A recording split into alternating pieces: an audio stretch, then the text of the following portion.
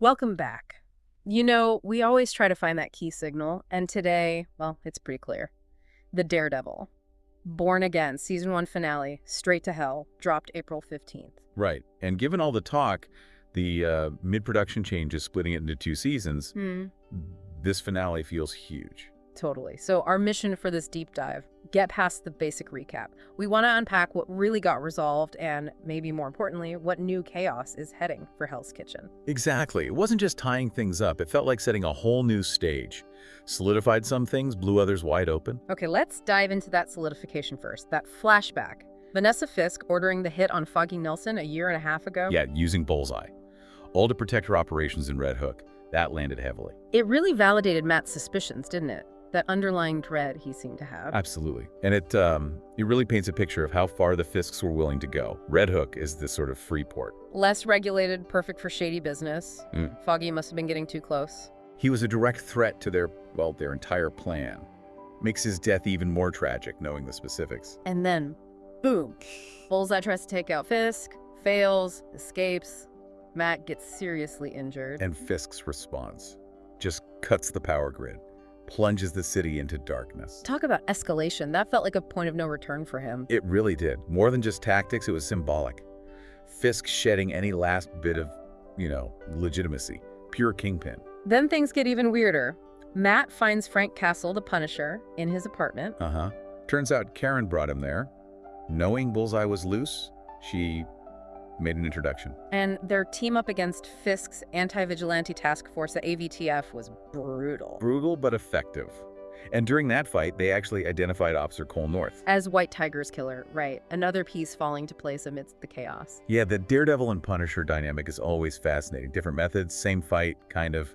Karen pulling strings shows her resolve too. Meanwhile, Matt and Karen are digging into Foggy's old research. Right, figuring out the whole Red Hook Freeport angle, what the Fisks were really planning. At the same time, Punisher takes a more direct route. Heads straight to Red Hook. And gets himself captured. It highlights the difference, doesn't it? Yeah. Matt and Karen attacking the system, Frank attacking the soldiers. Different strategies, definitely different immediate outcomes. Then Fisk just goes full consolidation mode. Oh yeah. Exposes Commissioner Gallo, then murders him publicly. Chilling stuff. Declares martial law, curfew, vigilantes outlawed, starts locking people up, Punisher, swordsman. Throws him in a Red Hook. It becomes his personal prison. And Heather Glenn taking that mental health commissioner job. Feels ambiguous, right? Strategic. Or has she folded? It's a big question mark. Is she trying to work from the inside? Or has Fisk truly co-opted her? Her position gives her power, but under his thumb. But Matt's not giving up. Injured, yeah, but he's already building a resistance. Karen, Detective Kim, Cherry. It's setting the stage for a much bigger conflict.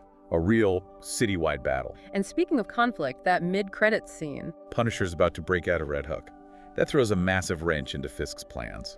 Okay, so let's recap the big resolutions. We know Vanessa killed Foggy via Bullseye to protect Red Hook. Matt is fully back as Daredevil, no more hesitation. And Fisk has completely embraced the Kingpin persona. No more hiding. Right. But the new conflicts are huge. This resistance versus Kingpin's martial law stage. That's season 2 right there. Plus, Bullseye's still out there somewhere. What's his next move? And Punisher, once he's out, what path does he take? Revenge? Joining the resistance? Something else? Then there's the fate of everyone Fisk captured. And Heather Glenn's loyalty. So many threads. Showrunner Dario Scartapane literally called season 2 a resistance tale. Makes sense. And he mentioned being careful about bringing in other defenders, wanting it to feel organic. Which fits. Also, John Bernthal apparently needed convincing to return as Punisher until the creative changes really focused on character truth. Shows a commitment to getting it right, hopefully. Definitely. The setup is deliberate. A city under martial law. It forces you to think, what does fighting back even look like then? Yeah, this finale really tossed Hell's Kitchen straight into the fire, like the title says. It makes you wonder, when the system itself is the oppressor, how do you fight for justice? Where do you even start? It's a heavy question. And with that Punisher special coming up and season 2 slated for, March 2026? Looks like we'll have plenty more to dive into soon. This story is far from over.